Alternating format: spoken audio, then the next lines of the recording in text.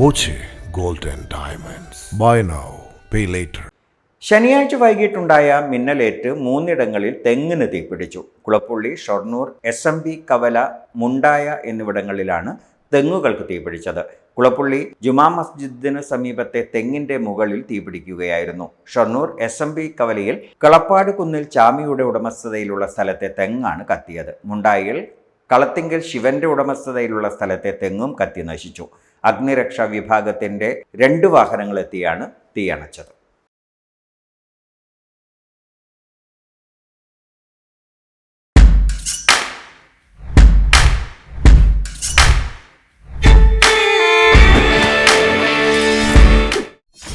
.view news. കാഴ്ചകളാണ് ലോകം. കണ്ടു തുടങ്ങുക.